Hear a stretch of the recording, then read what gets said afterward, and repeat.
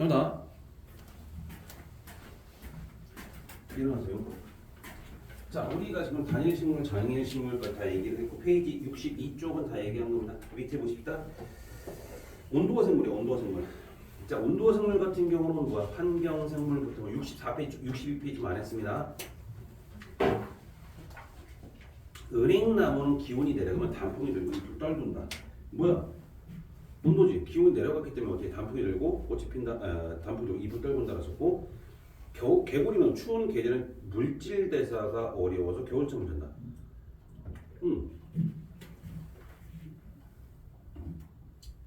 개구리는 우리는 개구리 같은 경우는 뭐 우리가 뭐라 불러? 개구리 같은 경우 우리가 병온 동물이라고 얘기하지.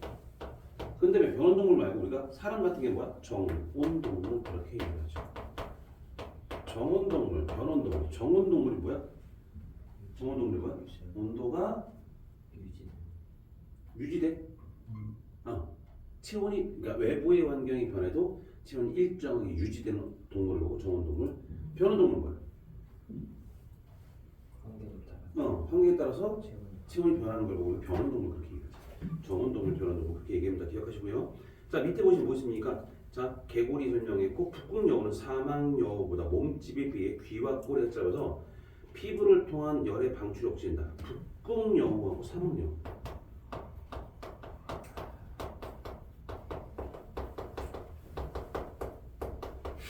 우리가 북극여우 같은 게 어떻게 생겼어? 북극여우 귀가 되게 작아.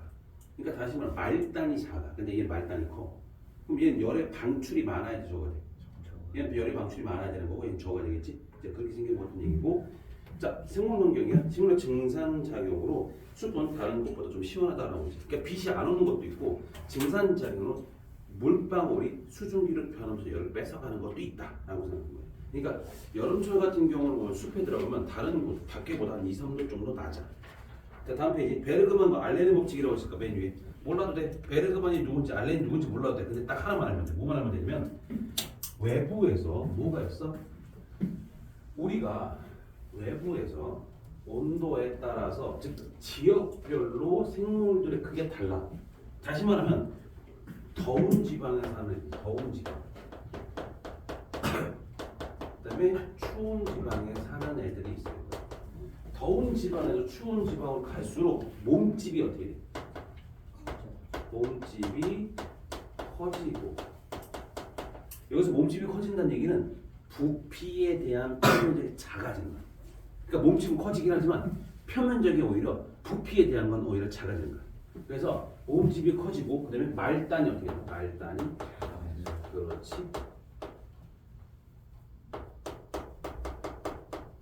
말단이라고 하는 것들은 어떤 걸 보고 말단이라고 하는 손, 뭐 그러니까 발이라든지 부리, 귀, 뭐 이런 것들을 얘기해. 그래서 이것 때문에 뭐야? 열의 발산을 막아야 돼. 촉진시키는 거야. 그렇지. 열의 발산을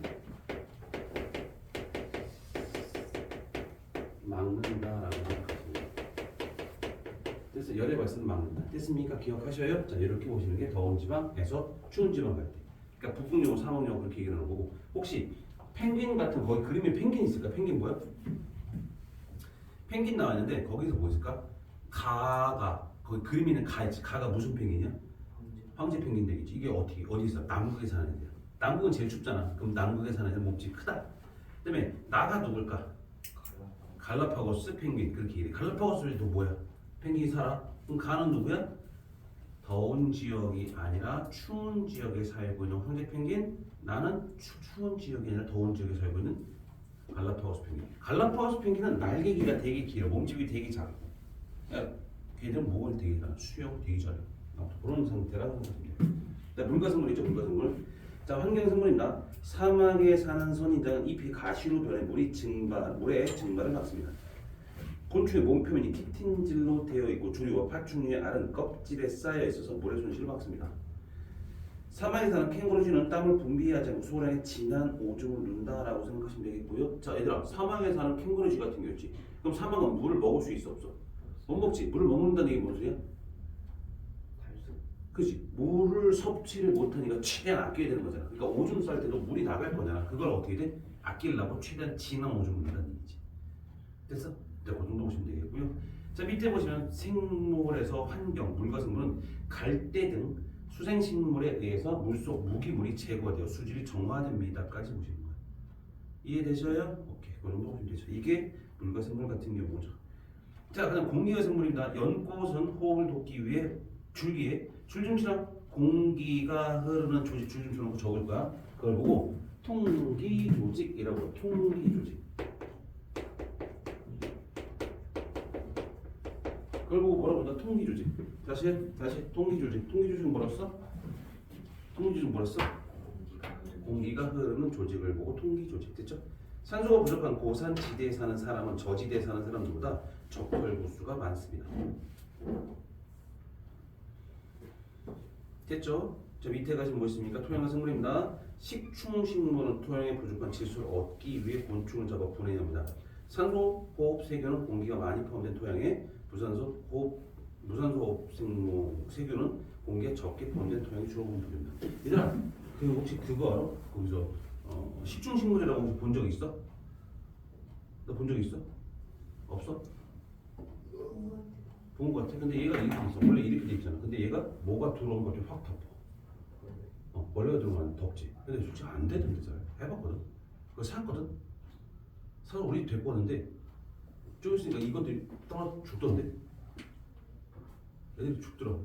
몰라 왜 죽는 건지 모르겠지. 항상 죽더라고. 그래서 벌레 파리 같은 것도 잡았대. 밖에서 파리를 잡아다가 줬거든. 근데 안 먹던데. 이걸 닫아야 되잖아. 안 닫더라고. 환경이 너무 안 좋은 거예요. 우리 집이 무슨 뭐지?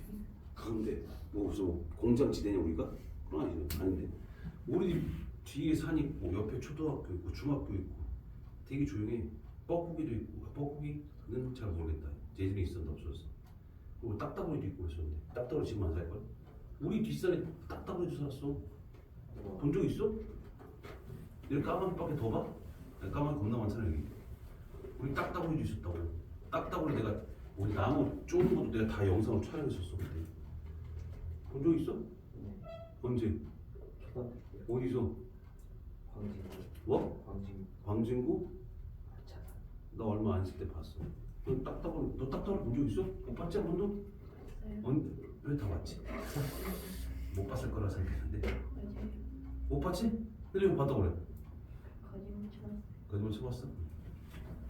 난 봤거든. 청설모. 근데 청설모가 있는데 다람쥐는 없는 것 같더라고. 청설모 좀 많이 있는 거. 다람쥐는 전에 어디지? 월정사인가 갔을 때 그때 다람쥐 되게 많더라고. 본인이 들고 그런 것도 있고. 근데 월정사 같은 데 가면 거기서 사람들이 자기들이 먹던 왜 옥수수 있잖아. 그런 걸 주고 옥수수 알을 따서 주거든. 근데 그거 주는 게 도움이 되는 게 아니거든. 왜냐면 옥수수를 사람들이 먹으려면 가미를 하잖아. 뭐 설탕을 넣든지 이런 가미를 하는데 그게 다람쥐한테 좋지 않거든. 근데 다람쥐 그게 좋다고 와서 계속 받아먹고 좀 그래. 멍청한 게 아니라 그렇게 일단 걔들도 똑똑한 거지. 왜냐면 먹이 사냥을 안 해도 되는 거잖아. 그러니까 일부러 그렇게 내려오는 거야. 근데 사람들이 잘못하는 거지. 이왕 주려면 옥수수를 감이 안 한 걸 줘야 되는 거지. 그렇게 줘야 하는 거지. 그러니까 안 삶지 않은 걸 주면 되는데 지들 먹던 거 주는 거야. 좀 그래. 아무튼 너 뭐야 이거 세우니? 세우지 말고 봐라. 이제 이렇게 보면. 자, 토양과 식물까지 오고 설명 63쪽까지 다 설명드린 거 됐죠? 다음 편 생태 평형. 생태 평형 생물 군집 구속이라 대체수, 물질량, 에너지 흐름이 안정된 상태를 유지하는 걸 생태계 평형이라고 합니다. 됐어? 63페이지 오세요. 생태계 평형. 준비하세요. 생태계 평형.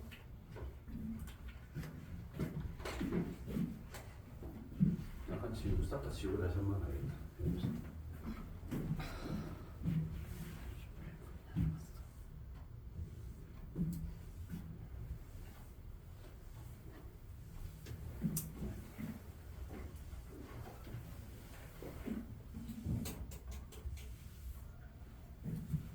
생태계 평형이라고 하는 것들은 생산자, 소비자, 분해자가 균형을 이루고 있는 거야. 균형을 이루어서 잘 살고 있어요 라는 걸 생태계 평형이라고 합니다. 됐어? 다시 한번 생태계 평형을 하고 생산자, 소비자, 판매자가 다 균형을 이루고 잘 살고 있는 걸 보고 생태계 평형이라고 합니다. 됐어? 그럼 생태계 평형을 봐봐. 다시 한번 얘기해 보셨어? 생물 군집 구성이나 개체수, 물질량, 에너지 흐름이 안정된 상태로 우리가 생태계 평형이라고 부른다. 자 밑에 갑니다. 생태계 평형에 영향을 주는 요인이라고 됐을까? 먹이사슬, 모기환경, 물질순환. 이게 생태계 평형에 영향을 주는 요인이겠지. 먹이사슬과 먹이 그물의 차이를 알아? 먹이사슬과 먹이 그물. 먹이사슬과 먹이 그물.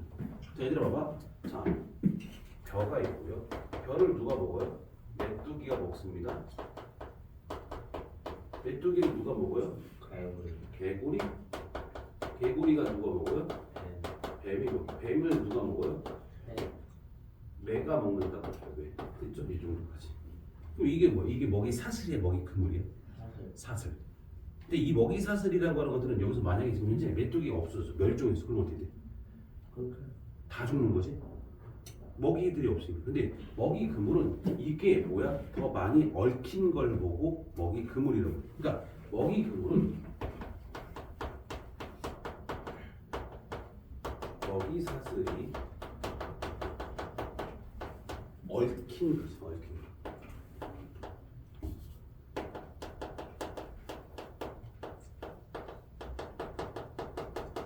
이걸 보고 먹이 그물이 그 먹이 그물이 복잡할수록 뭐가 돼? 복잡할수록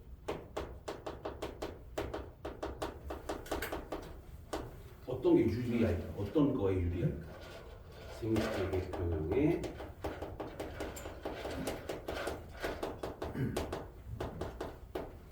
유리합니다라고 생태계 평형에 유리합니다.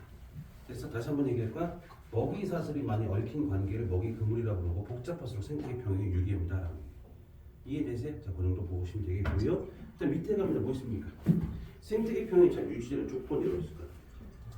먹이 그물이 복잡하고 생물 종수가 많아야 한다라고 했고요. 천이중인 군집보다 그다음에 극상에 도달한 군집을 평형이 잘 유지된다. 이건 몰라도 돼. 다시 한번 얘기할까? 먹이 그물이 복잡하고 생물 종수가 많아야 돼. 그래서 대체 먹이가 있어야 돼. 다시 말하면 한 종이 없어져서 그건 어떻게 대체 먹이가 있어야 쟤들이 살아남을 거 아니야, 맞지?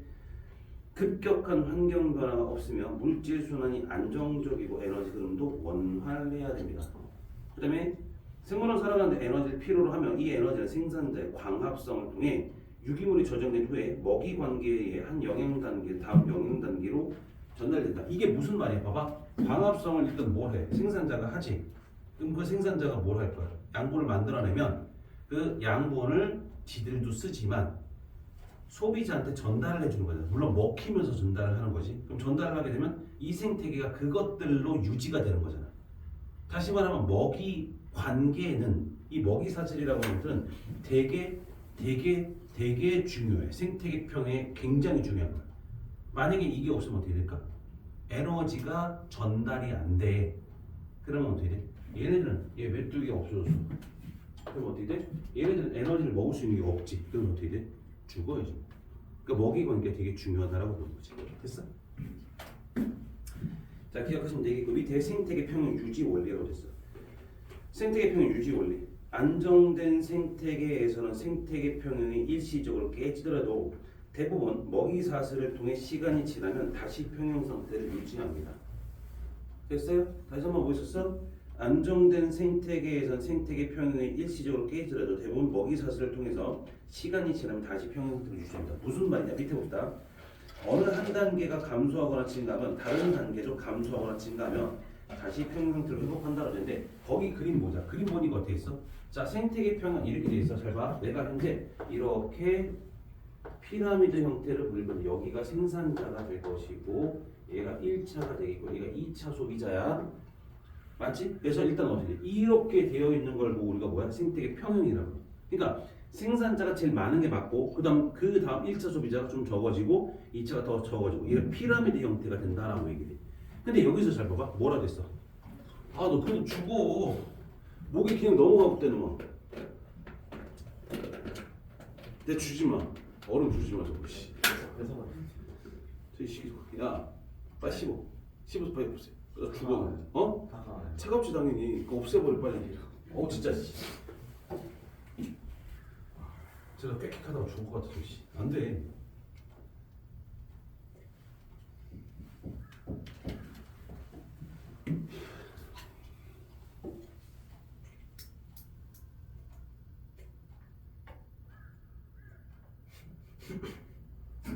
기다려? 자 밑에 가자. 생산자 1차 소비자 2차 소비자가 있는데 일단 첫 번째 생산자가 갑자기 1차 소비자가 갑자기 늘었어. 왜 늘었는지 모르면서 1차 소비자 늘었대. 그럼 어떻게 해야 돼? 1차 소비자 늘었대. 1차 소비자가 늘었습니다. 그럼 어떻게 해야 돼? 생산자가 줄어버려야 돼. 왜냐면 1차 소비자가 늘었다는 얘기는 1차 소비자가 많아지면서 생산자를 많이 먹겠지. 그럼 생산자가 줄어. 두 번째 1차 소비자가 많아졌다는 얘기는 2차 소비자도 많아져야 돼. 왜 많아져야 될까? 그렇지. 다시 말하면 어떻게 돼? 먹이가 많아졌네? 근데 늘려야 되지. 그럼 어떻게 돼? 시간 지나면 어떻게 돼? 1차 소비자의 경우는 먹이도 없어지니까 먹이를 먹으려면 먹이 경쟁을 해야겠지. 두 번째, 2차 소비자가 많아지는 거니까 안 잡아 먹히려고 되게 많이 도망쳐야 되겠지. 그러다 보니까 결국엔 누구니? 1차 소비자가 다시 줄어. 그럼 1차 소비자가 줄면 어떻게 돼? 생산자는 다시 늘 것이고 2차 소비자는 다시 줄겠지. 다시 평형 상태에 도달하는 거야. 이해돼? 이게 생태계 평형이라고 하는 거야. 밑에 갑니다. 자, 생태계 평형 봅니다. 자, 1차 소비자가 갑자기 늘었습니다. 왜 늘었는지 모르겠으나 늘었대. 그랬더니 어떻게 했대? 생산자는 감소되고 2차 소비자는 증가됩니다. 그랬더니 어떻게 할까? 생산자가 다시 감소했고 다시 늘어난 거고 1차 소비자가 다시 줄어버리고 2차 소비자가 다시 줄어서 평형 상태로 회복하는 거죠. 그러니까 냅두면 인간이 관여만 안 하면 어떻게 다시 원래대로 돌아간다는 얘기야. 그런데 문제는 에너지, 이제 문제는 사람의 손을 담으면 좀 문제가 되겠지. 근데 밑에 에너지 흐름이야. 자, 에너지 흐름, 생태계의 근원, 태양의 빛 에너지입니다. 생태계의 빛 에너지다. 줄줄펴. 생태계의 근원 빛 에너지다. 줄줄펴. 생태계 근원 태양의 빛 에너지다라고 줄쳐놔서요. 됐죠? 밑에 보면 보십니까? 빛 에너지는 광합성에 의해 화학 에너지로 전환되어 유기물에 저장됩니다. 여기서 유기물이라고 하는 건 적을까? 뭐라고 적을까? 포도당이라고 적어요. 포도당. 유기물에다 포도당이라고 적어놓으세요. 자, 빛 에너지는 광합성에 의해 화학 에너지로 전환되어 유기물에 저장됩니다. 됐죠? 그럼 유기물에 저장된 에너지는 생산자, 소비자, 분해자의 생명 활동에 이용되고 나머지는 열 에너지 형태로 빠져나갑니다. 됐어요? 즉 주름처럼 생태계 에너지는 순환하지 않고 열 에너지 형태로 생태계 밖으로 빠져나간다라고 얘기해요. 자, 그거 꼭 기억하시면 돼. 다시 한번 얘기할까? 내가 태양에서부터 뭘 받아 에너지를 받지. 이 에너지가 뭐로 바뀌는데? 포도당으로 바뀐대. 포도당으로 바뀌었다는 얘기는 포도당은 화학 에너지라고 얘기하지. 화학 에너지라는 걸로 바뀐 거야. 그러니까 태양 에너지가 포도당으로 바뀌면 화학 에너지로 바뀌면 이게 나중에 필요한 거. 즉 다시 말하면 다음 먹이 사슬을 통해서 다음 단계로 에너지를 전달해 주는 거지. 근데 얘네들이 우리가 먹었어. 먹으면 어떻게 할까? 우리는 지금 현재 체온 나와 안 나와? 체온이 나와요 안 나와요? 안 나와. 너 만지면 넌 36.5도가 아니야? 너의 체온 36.5도에 안 변해. 왜? 우리의 몸들은 36.5도가 되는 거지. 그러니까 입 하지 마. 무슨 네 오리냐? 자꾸 왜 입을 빼매고 있어? 그러니까 36.5도라고 하는 거잖아. 그게 변하지 않는다는 얘기는 우리의 체온이 36.5도가 변하지 않게끔 계속 열 에너지가 나온다는 얘기야. 그럼 이게 열이 빠져나가지. 근데 여기서 또 에너지를 생산해서 열을 만들고 또 빠져나가면 계속 에너지를 생산하고 이렇게 된다고. 그러니까 내가 에너지를 계속 쓰기 때문에 체온 유지 아니면 이런 생활 에너지를 쓰기 때문에 에너지가 필요한데 그걸 먹이로 섭취를 해서 하는 거지. 그리고 최종적으로 나가는 건 어떻게 돼? 열 에너지 형태로 바깥으로 빠져나가는 거야. 됐어? 그럼 자, 지구야. 태양으로부터 온 에너지가 그대로 지구에서도 나가지. 그럼 당연히 어떻게 돼? 들어온 만큼 나간다는 얘기는 에너지를 받지 않으면 생태계에서는 에너지를 받지 않으면 생태계 유지가 된다, 파괴된다는 얘기죠. 그래서 기억하실 거 에너지는 순환하지 않아요. 순환하지 않는다는 얘기는 계속 써먹는 건 아니라 써먹는 게 아니라 바깥에서 들어온 만큼 나가야 돼. 그러니까 계속 에너지가 공급이 있어야 된다는 얘기야. 자, 바로 밑에 줄치를 써봐. 그럼 자, 줄치 한번 다시 볼게요. 생태계의 에너지를 순환하지 않고 열 에너지 형태로 생태계 밖으로 빠져나간다. 라고 됐지? 근데 바로 밑에 쓸까? 생태계에서 물질은 순환한다. 에너지는 순환하지 않았지만 물질은 순환합니다. 다시 한번 누구는 순환하지 않았다. 에너지는 순환하지 않았지만 물질은 순환했다. 됐어? 그거 기억하셔야 돼. 그러니까 물질은 순환한다는 얘기는 뭔 소리가? 물질이 순환한다는 얘기. 물질이 순환한다는 얘기 뭔 소리가? 물질이 순환한다는 얘기. 물질이 순환을 해요라는 말은 지구로 들어오는 물질이 있어? 우주에서 들어오는 게? 없지. 지구에서 나가는 거 있어 없어? 그러니까 지구 내에서 왔다 갔다 움직인다는 얘기야. 됐어? 만약에 봐봐 우리가 죽었어. 죽으면 어디로 들어가야 돼? 땅으로 돌아간다 그런 얘기잖아. 왜 썩어서 다시 흙처럼 변한가? 그게 다시 식물한테 흡수가 되는 거지. 예를 들어 너네가 똥을 쌌어. 그 똥은 어떻게 돼? 비료로 뿌리지. 그럼 땅에 뿌리면 그 땅에서 어떻게 돼? 그게 양분이 돼서 들어가지. 그걸 다시 어떻게 돼? 식물이 흡수를 하지. 그럼 열매를 맺는 거지. 그걸 너네가 먹는 거지. 됐어? 똥 먹는 거야. 나 때문에.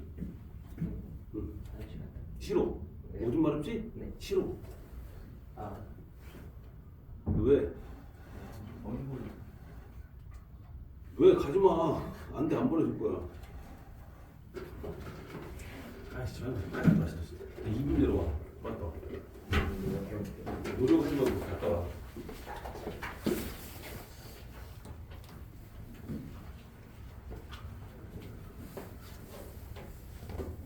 잘하는 소리는 아니야. 그럼 뭐 하는 거야? 허리가 왜 아파?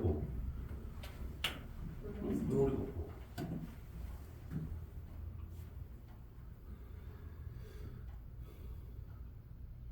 아, 저 재연고.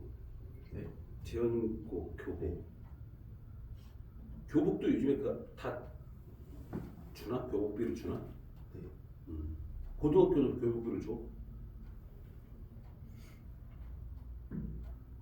지원하는 많아요. 음.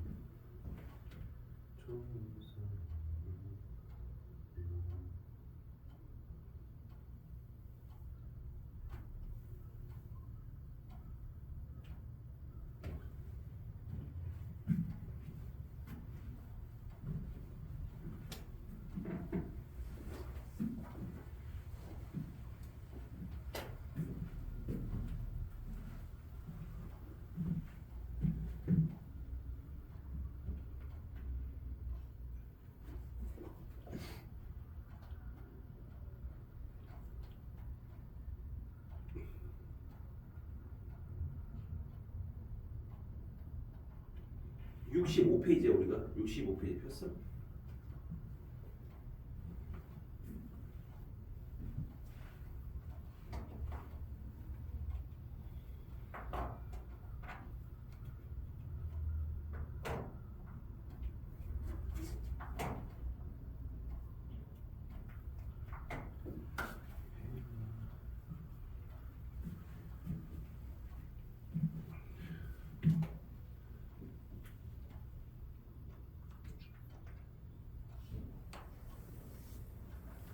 빨리 들어와.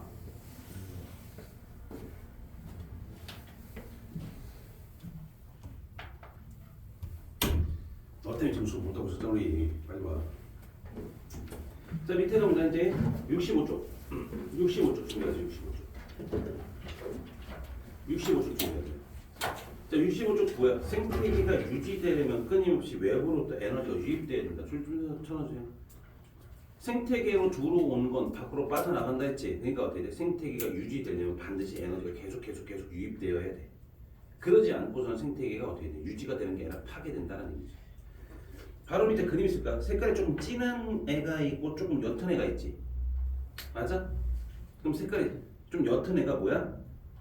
에너지야. 조금 색깔이 진한 애가 물질이라고 얘기해. 물질은 외부에서 들어오는 거 없잖아. 색깔 구분 못 하겠어? 색깔 그림에서 조금 진한 애가 있고 옅은 애가 있잖아. 화살표요? 화살표. 아, 색깔 좀 진한 애가 누구라고? 물질. 색깔 좀 옅은 애가 누구야? 에너지. 그렇게 예를 들었었어.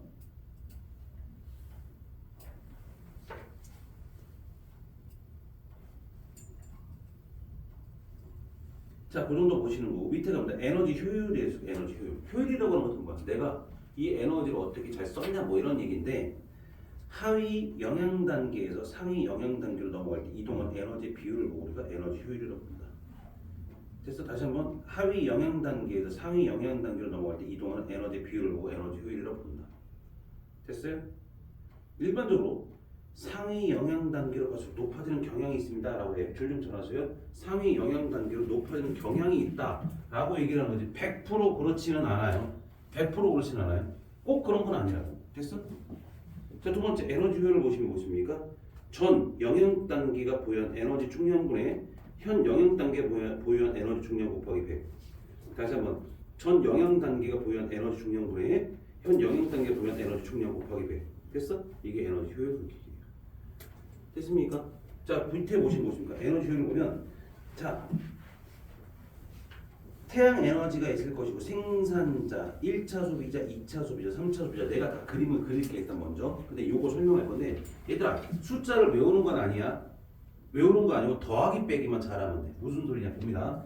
자, 여기서 첫 번째 태양 에너지가 있을 것이고요. 여기가 생산자 1차 소비자 2차 소비자 그 다음에 3차까지 씁시다. 여기가 분해자가 있을 것이고 분해자가 있을 것이고 이쪽 생산자가 이렇게 갈 거고 1차, 2차, 3차까지 되어 있고요. 요렇게 그 다음에 이렇게 됐어? 됐습니다. 이제 첫 번째 얘가 얼마니? 셋 이렇게 됐어? 빵 됐어? 태양에너지가 이만큼 있대. 근데 생산자가 23,812고요. 그 다음에 여기서 13,197. 그러니까 보는 거 그냥 안 적어도 돼요. 밑에 그림이야. 네가 손으로 가린 거. 그렇지, 거기 있어. 외인석 수절 네가 공하는 거야. 4,592. 1차는 1,860. 그 다음에 여기가 얼마야? 650. 2차는 272. 그 다음에 여기서 105. 그 다음에 얘가 51. 얘가 177. 그 다음에 여기가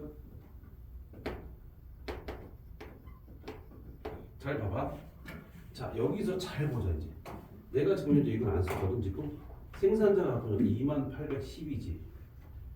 그 중에서 얼마야? 얘한테 먹힌 게 2810이야. 다시 말하면 어떻게 돼? 여기에서 얘네들을 합해서 빼면 얘가 되는 거야. 즉 1차 소비자가 갖고 있는 양인 거야. 아니면 어떻게 돼? 이렇게 여기 볼까? 3차 소비자가 받아서 호흡하고 죽은 거지. 그럼 얘 얼마 받았어? 50일에 77이면 얼마? 51 더하기 77 얼마야? 128. 28만큼 갖고 있는 거야. 됐어? 그럼 얘가 128만큼이지. 그럼 이게 128이니까 얘를 더하면 얘 값이 되지. 됐어? 지가 쓴 거, 죽은 거, 먹힌 거. 272, 105, 128 더하면 얼마야? 505 이렇게 되겠죠. 그럼 얘는 얼마 됐어? 1차 소비자는 1860원을 썼고 651을 썼고 505를 썼어. 그럼 얼마야? 3021. 그럼 얘가 어떻게 돼? 13,197, 4,592, 3,021 더하면 얼마 돼? 2810 이렇게 된다는 거지. 그러니까 항상 이거 생산자가 갖고 있는 에너지는 지가 쓴 거, 죽은 거, 먹힌 거. 1차 소비자가 갖고 있는 에너지는 지가 쓴 거, 그 다음에 죽은 거, 먹힌 거. 얘가 쓰고, 죽고, 먹히고. 쓰고, 죽고. 이해되는 거? 그럼 여기서 봐봐. 얼마? 4,592, 651, 105, 51을 더하면 얼마야? 5,399가 되지. 그걸 그대로 쓰는 거야. 그럼 여긴 다 합쳐봐. 이거 더해 다 얼마야? 빨리 계산해. 13,197, 18,000, 그러니까 1,865, 272, 77, 3,590, 5,399 얼마 더 얼마? 2810. 이게 무슨 소리야? 들어온 만큼. 이게 생태계 쪽으로 들어온 만큼 이게 나간다는 얘기거든. 그러니까 들어온 양과 나간 양 같다는 얘기지. 더하기 빼기만 잘 하시면 되는 거야. 이해돼? 그래서 에너지는 어떻게 돼? 항상 들어오는 거고 나가는 거 생각하는 거고. 그다음 또 하나 겁니다. 자, 1차 소비자. 에너지 효율 어떻게 돼? 어떻게 될까?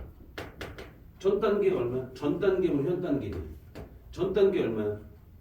1차 소비자의 전 단계 누구니? 생산자가 갖고 있는 거 얼마? 2810. 그 다음에 1차 갖고 있는 거 3021 곱하기 얼마? 100. 대략적으로 약 몇 프로 정도 나올 거 아니야? 대략 15% 정도, 15% 정도 되겠지. 약 정확하진 않아. 대략적으로 눈대중 했을 때 2차 소비자는 어떻게 돼? 3021분의 얼마 돼? 500. 그럼 대략적으로 얼마야? 18% 정도 되겠네. 약. 나도 정확히 몰라. 약 이 정도가 된다는 얘기지. 3천 어때? 3천.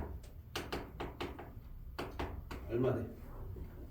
505분의 얼마 돼? 128 곱하기 100. 그럼 대략적으로 얼마 되냐? 24% 정도? 23%? 이런 정도겠지. 그럼 갈수록 어때? 높아졌어? 낮아졌어? 높아졌지. 그러니까 상위 영양 단계로 갈수록 에너지 효율은 높아집니다까지 보면 적어놔야 돼. 저거 다. 그래서 빨리 적어. 너 찍지 말고 적어. 너 오늘 찍기 금지. 저 찍어도 돼요? 안 돼. 너 적어. 안 돼. 적어. 다 적어. 퍼센트 정도 써야 돼요. 네, 펀드가 다 적어. 미스터 주만 내가 그놈 콜. 너무 괜찮아. 난 안 갖고 왔으니까. 안 돼. 쟤한테 보내주마. 보내주면 너도 금시. 한번 적고서 보는 게 나아. 그래서 그래. 도착하지 마. 도착하지 마. 그러니까 시원하 왜 그러는 거야?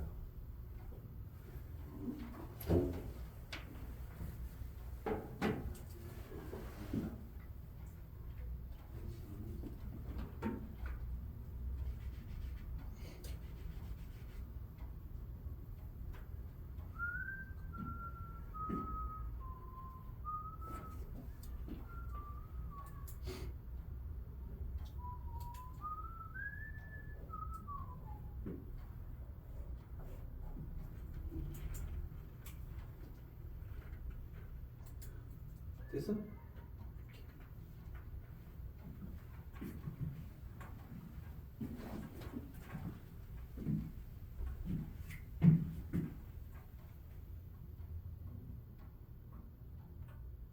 그 밑에 생태 피라미드 나오지? 생태 피라미드.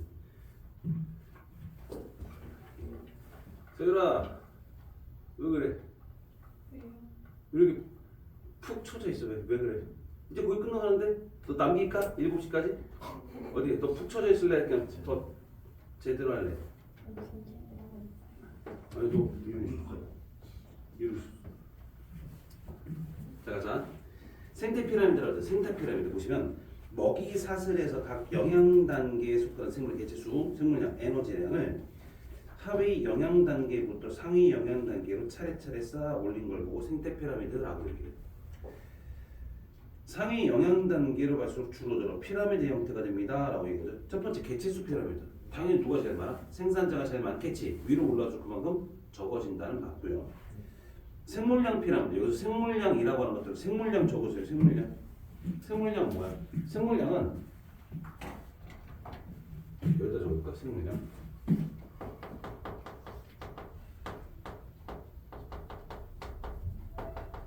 생물이 가지고 있는 유기물의 총량이라고 해요. 생물이 가지고 있는 유기물의 총량을 보고 생물량이라고 해요. 됐죠? 그 다음에 에너지량, 생물량과 이렇게 보시면 돼요. 얘들도 마찬가지 위로 올라갈수록 작아지죠. 에너지 피라미드 마찬가지겠고요. 됐습니까? 그럼 생물량이 곧 에너지가 되는 거긴 하거든. 그러니까 생물량이라는 게 유기물의 양인데 이게 에너지로 변하는 걸 얘기해요. 됐습니까? 다음 페이지 갑니다. 자, 이번이 환경 변화와 생태계 보존 나왔는데 기후 변화와 무분별한 개발과 환경 오염, 남획과 불법 포획, 외래종 도입 이건 그냥 보는 거고 그다음에 환경 관련 법률 제정, 생태 통로 설치, 도시숲과 옥상 정원, 생태계 보건 이것들도 내가 빨리 읽어주세요. 1분 드립니다. 지금부터 1분 정확히.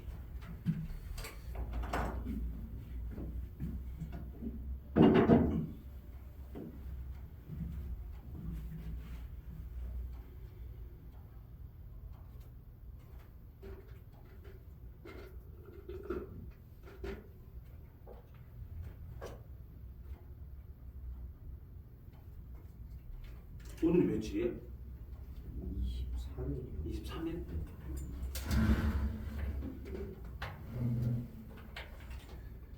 됐죠? 기억하시면 되겠고요. 밑에 가면 뭐 있습니까? 이제 생태계 평형 원리 요거 하나 더 보시면 돼요. 자, 첫 번째. 미국의 카이바브 고원에서는 사슴을 보호하기 위해서 1905년 사슴의 포식자인 늑대를 사냥하는 허가했습니다. 사슴이 어떻게 돼? 이쁘잖아. 그러니까 늑대는 나쁜 놈인 것 같아. 왜 걔를 잡아먹으니까. 그러니까 어떻게 돼? 그냥 사슴을 보호하기 위해서 늑대 사냥 허가에 그냥 하세요 라고 한 거야. 근데 사람들이 뭐 늑대를 잡아 죽였겠지. 총으로 쏴서 죽이고 했을 거 아니야. 그랬더니 어떻게 되는데 밑에는 그림 그 후 30년 동안 사슴과 늑대의 개체수 및 총의 생산량 변화를 나타낸 것입니다. 카이바브 고원에서 먹이 사슬을 보면 풀과 사슴과 늑대라고 되어 있을 거고요. 그럼 풀을 누가 먹어? 사슴이 먹을 거고 사슴이 늑대는 잡아먹히겠지. 근데 이런 먹이 관계인데 밑에 봅시다. 늑대에 대한 사냥이 허가된 직후에 사슴의 개체수가 급격히 증가됐다. 당연히 어떻게 돼? 늑대가 없어졌다는 얘기는 그냥 잡아먹는 애들이 없다는 얘기잖아. 그럼 어떻게 될까? 늘어야지. 자, 그랬더니 뭐래? 사슴이 많아진다는 얘기는 풀들을 많이 뜯어먹겠지. 그럼 풀의 생산량이 증가될까 감소할까? 그럼 풀의 생산량이 감소했다는 게 풀떼기가 없는 거잖아. 그럼 어떻게 돼? 사슴은? 뭐 먹고 살아? 먹고 살 게 없지. 그러니까 걔들도 이제 죽기 시작하는 거야. 밑에 가면 보실까? 자, 사슴의 개체수가 급격히 증가했어. 왜냐면 포식자인 늑대의 개체수가 감소했기 때문이다. 자, 두 번째, 1920년대 초반 이후 사슴의 개체수가 급격히 감소했대. 왜 그래? 초원의 생산량이 감소했기 때문이다. 왜? 지들이 다 먹었잖아. 그러니까 사슴은 있으면 먹는 거니까. 근데 없으니까 사슴의 개체수가 감소한 이유가 왜 그래? 늑대가 늘어난 게 아니라 지들이 먹이 경쟁 때문에 먹이를 못 먹는 애들은 죽는 거고 먹이를 먹은 애들은 좀 살아남는 거지. 자, 그다음 보십니까? 결론. 인간의 인위적인 간섭은 생태계 평형에 심각한 문제를 일으킬 수 있다는 얘기죠. 이해되세요? 여기까지 보시는 게 논의 생태계 평형 원리라고 합니다. 됐습니까? 다음 주에 선생님 다음 주에는 뭐 할 거냐? 다음 주에 전기를 할 거야. 전기까지 하면 어려운 거는 다 끝나긴 하는 거거든. 됐어? 일단 먼저 여기까지 합시다.